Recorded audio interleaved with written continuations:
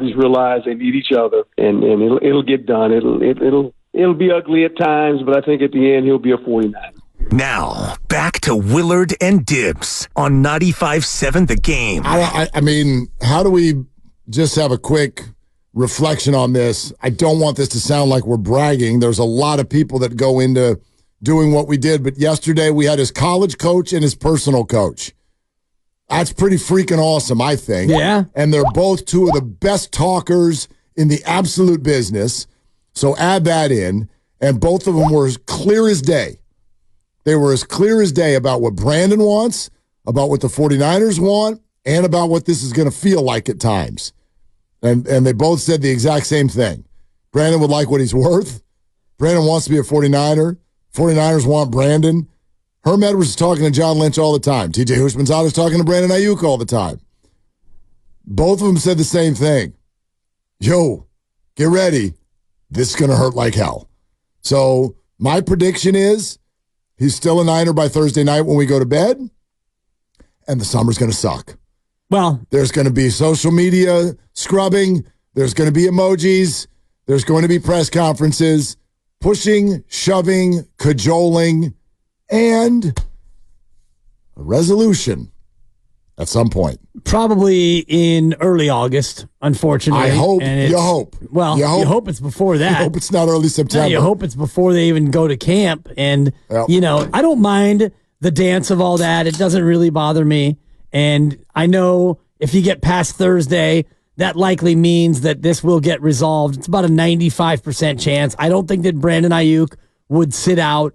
He might get into a spot where he signs a shorter-term deal with more guaranteed money. If he wants to make that big money, if he wants $30 million and he wants $25 million guaranteed, and the team doesn't want to give him $75 million guaranteed over 3 years, maybe it's a shorter-term deal. Yeah. We've seen a lot of these receiver deals come in at 3 years, and that's been the way that it's gone. Not usually for the guys who are coming into their first deal, though. Not usually guys. Pittman Jr., 3 years. Yeah, you're right. But at the same time, I just how it is in the NFL. TJ was even talking about this, and it's why I always support NFL players when they're like, no, I need every dollar. Because, they're going to get hurt. They're going to get hurt. And you have to get every dollar that you can. It's 100% injury rate, TJ Absolutely. said. And so when you're on the open market, and by the way, again, he's not yet, but when you're negotiating, you have got to have that in the back of your mind. This next game that I play could be my last. So I'm not doing a short-term prove-it deal in the NFL.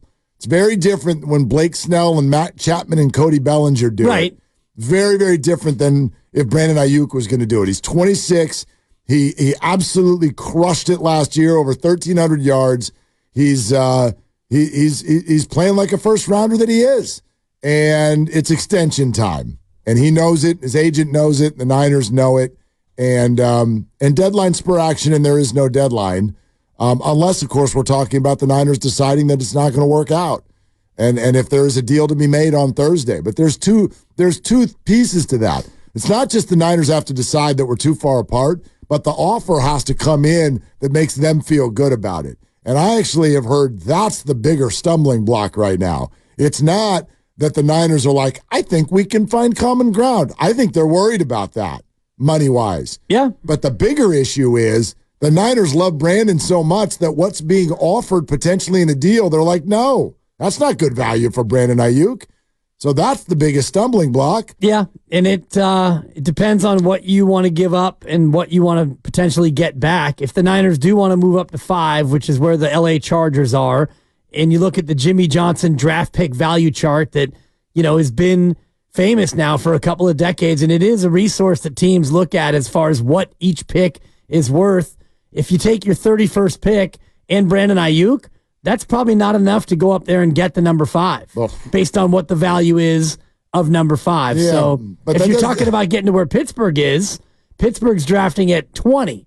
So could you trade Brandon Aiyuk and a second and get the 20th pick? So then you have 20 and 31. Now you're starting to get a little bit more attractive if you ask me. Maybe it's the weight loss.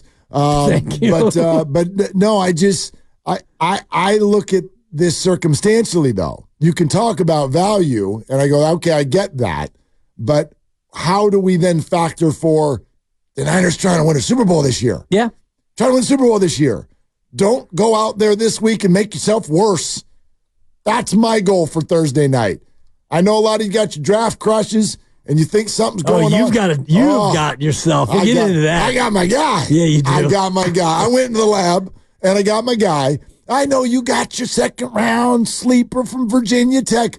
Good for you. Yep. My goal this weekend, don't get worse.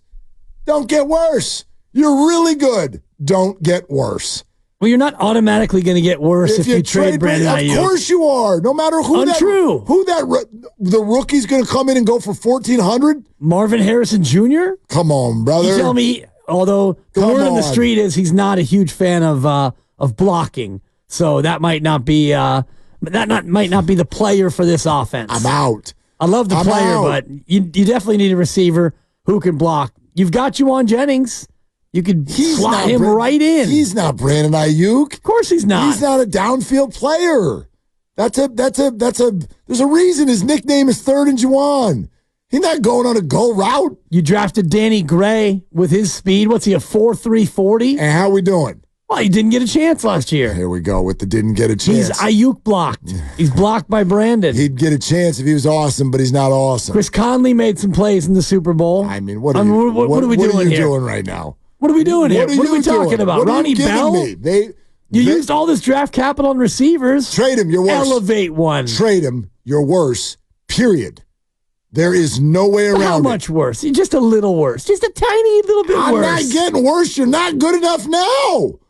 Don't get worse. Well, he wasn't the reason why you didn't win the Super Bowl. No, he wasn't. But he might be the reason why you don't win the next one if he's on a different team. Let's go to Alan in Marin. Hey, Alan, what are you doing? What's up, guys? What's I just love the conversation. And Willard, when I said that you were dreaming, you're not dreaming, brother. You're just triggered on certain words, and I knew you'd bump me to the front of the list if I said dreaming. So there's a lot of people waiting. Go ahead. I get it, but I bet I wasn't the first one in line. That's all I got to say. You got bumped up because you used the D word. Go ahead, Alan. Listen, and there's no shame in that. I'll be quick. I agree with almost everything you're saying, Mark, and most of what Dibs is saying as well. The thing you got to quit saying, though, is he's not under contract. He's not going to play this year under his fifth-year option. Just like you said, Jefferson won't. Just like you said, CD won't. That's basically putting the franchise tag on him, which wide receivers hate. And Dibs, wide receivers are divas. They are self-important people that can be temperamental at times. That is literally Webster's definition of that. So wait, Alan, I'm mildly confused at what you're saying. I said I don't think he's playing on his fifth-year option. He might when it gets to week 8 because then guys show up where they forfeit their entire year of salary. And there's like nobody does that. Nobody does that. I think it was it Vincent Jackson? Rest in peace, by the way. Damn. Who with the San Diego? He did this with the San Diego Chargers. They were still San Diego. And he held out and he held out and he held out, and it was just a big standoff. And then he showed up. He showed up week 8 when he didn't want to because it was literally forfeiting millions of dollars. So yeah, 2010. I'm looking at it right now. Yeah. So Alan, what will you recap for me? What is it I said about playing on the fifth-year option?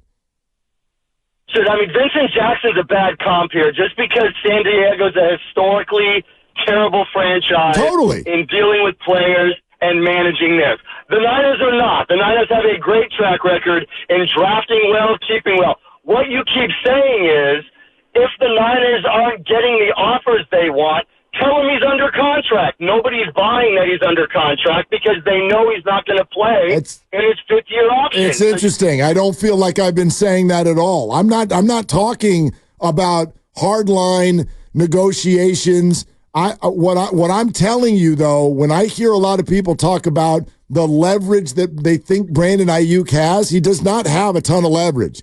And that is why he would settle for probably a few bucks less to stay because he's under contract. And this can get into the season, and then everyone's going to hate each other, and that's awful, And nobody wants that. The Niners don't want it. Brandon doesn't want it. Us fans do not want it. But I don't know, Alan. I feel like you're misrepresenting my point a little bit.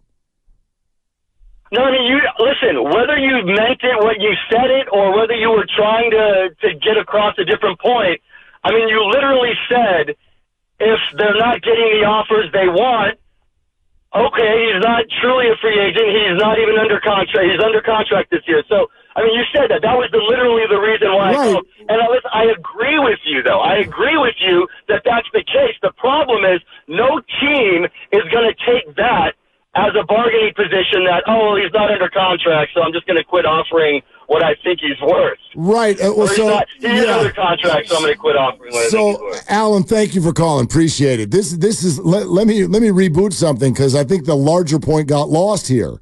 I don't want any offers for Brandon Aiyuk. I don't care what the hell anyone's offering me. My answer is no. No. Yeah, it's not that easy. No. Yeah. My answer's no, because the minute I trade him, I get worse, and I don't want to get worse. I don't want to get worse. Like, the only trade I'd be interested in, and I'm not even interested in this, is if you went player for player and gave me a different awesome receiver. You trade Brandon, who's starting at receiver for the Niners? Marvin Harrison Jr. on his way to Canton. Let's all take a knee and pray that he's good. Well, you don't have to pray that he's good. You just watch the tape, Mark. Oh. I've watched every snap of him since high school. The tape.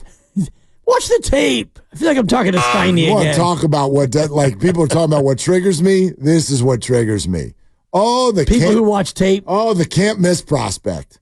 Oh, the can't miss prospect. The Niners have never had an issue with wide receivers and can't miss prospects. Good point. Thank Good point. You. Other than those 9 or 10 that they've taken. Other than like every skill position player they've taken in the first 3 rounds in this entire era.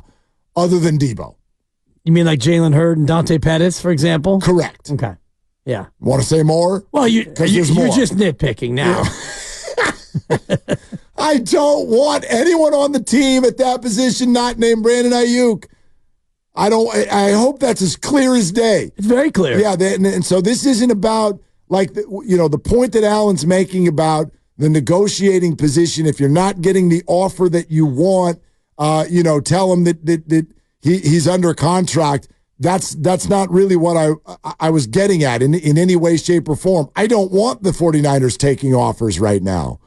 And the point about you being under contract is not to be said to other teams. It's to be said to Brandon.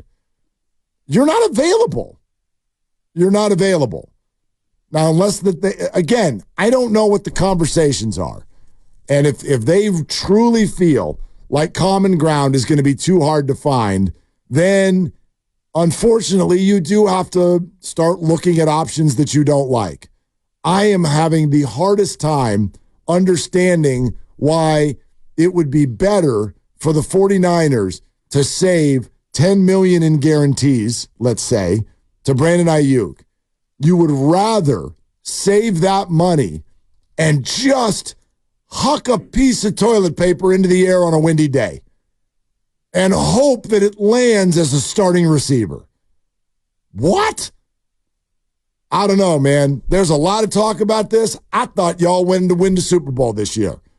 But it turns out that some of you sound more interested in playing fantasy football this Thursday night. It may not be as convenient as, we can sign him. Maybe you are at a spot where it doesn't look like the deal is tenable. And I know it's only April, but you're in a spot where if you do want to make a pivot, you got to make the pivot before you get through Thursday in the first round of the draft, because after Thursday, it's not worth it to trade him and get back a resource that does not involve a first-round pick. So between now and Thursday, there's going to be a lot of posturing. There have been articles written from Tim Kawakami and Mike Silver, and Ian Rappaport weighed in, and Herm Edwards, his coach at Arizona State, and TJ Houshmandzadeh, his personal coach, who's known him for years, and everybody's got their opinion. John Lynch at the podium and his press conference.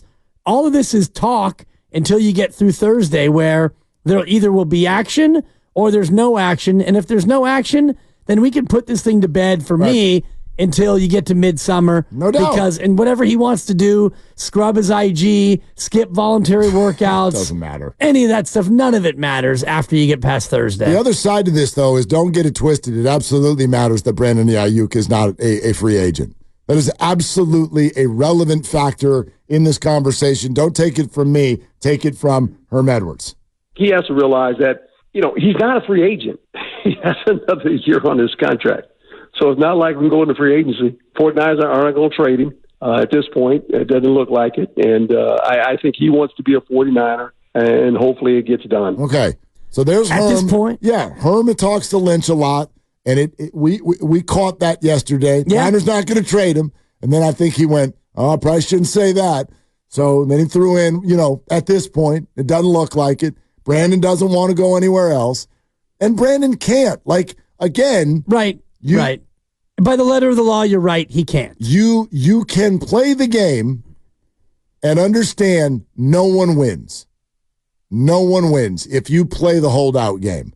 The Niners will be worse, and you will lose a ton of money. Right. And everybody then wants to break up. As long as he plays 6 games, that was the Vincent Jackson maneuver. Okay. And he came back and he had to sit 3 games, and then he played the 6 in order to get credit for the year, which would then make Brandon Aiyuk a free agent, unless the team chose to then franchise tag, which they wouldn't do because the Niners don't franchise anybody. The last guy they franchised was their kicker, Robbie Gould.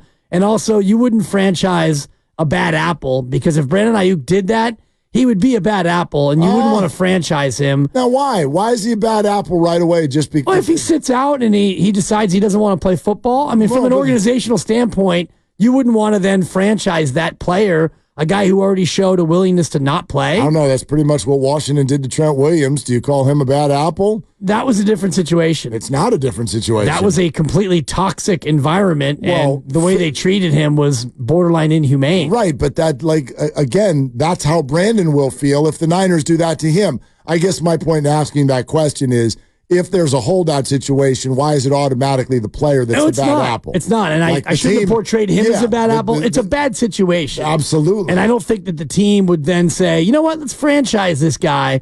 You could transition tag him and then trade him, and when you trade him, then the other team has to give you 2 first-round picks back if you transition tag a guy and then trade him. So if you did that, you would basically be telling Brandon, oh, yeah, we'll try to trade you, but no team's going to offer up 2 firsts for Brandon Aiyuk if he sat out half a year. Yeah, would not think so. So that's just what, my focus coming off of an overtime Super Bowl win solely on Thursday night. I will be just listening and hanging on every word from Grandy and Evan. Who else is on the show? Sterling Bennett. Sterling? Yep. All right. Yep. I'm going to be hanging on every word with one thought in mind. Get better. Get better. The Niners have to get better. That's what this week is all about. That's what this offseason is all about. And so I understand that you can't just remove the financial portion of this conversation from the sphere. I totally get that. But I am not going to be a fan of any move that I feel immediately makes the Niners worse. And I am failing at this moment to see the path where a trade of Brandon Aiyuk makes the 49ers a better football team for September. Yeah, sometimes it's not solely about getting better in September. You do have to have an eye toward the future. And if, and everything that everybody's laid out about signing Brandon Aiyuk, the majority of the next statement is talking about getting off of Deebo Samuel in a year. And so that may be something that the organization doesn't want to do. And if you look at paying 2 wide receivers north of $24 million, having that position taking $50 million of your cap, that's about 20 to 25% of the cap for 2 wide receivers. It may be something that the bean counters up top, Parag Marate and company, they think that they don't want to do that. And so you do what everyone wants, give Aiyuk all the money he needs, play out this year. You get to next year, well, we're going to get off of Deebo, so now Deebo gets cut, and you get nothing back for Deebo. And then next year, you're in the same situation that you put yourself in this year if you traded Aiyuk, because next year you would need a wide receiver. Yeah, except for there's ways to start getting ready for that if you've got a year of information building up to it. I don't even know. It's not automatically one or the other. It's not automatic that it's either trade Aiyuk this year or cut Debo next year. Like you could have both of them on the team. You absolutely could do that. It is allowed. The Eagles are paying two receivers a truckload of money, and they're pretty good. Like that's allowed, and their quarterback's gotten paid. So I'm not taking that off the table. But you've made this comparison a couple times where it's like trade Aiyuk, you get something for him. You lose Debo, you don't get anything for him. You trade Aiyuk, you don't know if you're getting anything for him. You don't know what you're getting. Well, you're getting a draft asset. Yes, let's make a deal. Open up the door. It's more than when you cut a guy. Might be a box full of chickens. But that's better than what you'd get for Debo. But cutting veterans is part of the NFL. And you can start grooming that person like my draft crush. You could start grooming that person for a year so that they're actually ready to play, because even great rookie receivers usually don't look great right away. Even the great ones. Look at Aiyuk. 2 years in, he's in the doghouse. Yeah. Now we love him. I'm not drafting Marvin Harrison, who might be great 3 years from now. Oh, he might be great week 1. Very, very rare. Very rare. I'll look at some numbers for rookie receivers. I think the good ones pop more often than your. Give me the top receivers. Nakua this year. Hello. 5th or 6th round pick. Scoreboard. Rookie. Exactly. And was not asked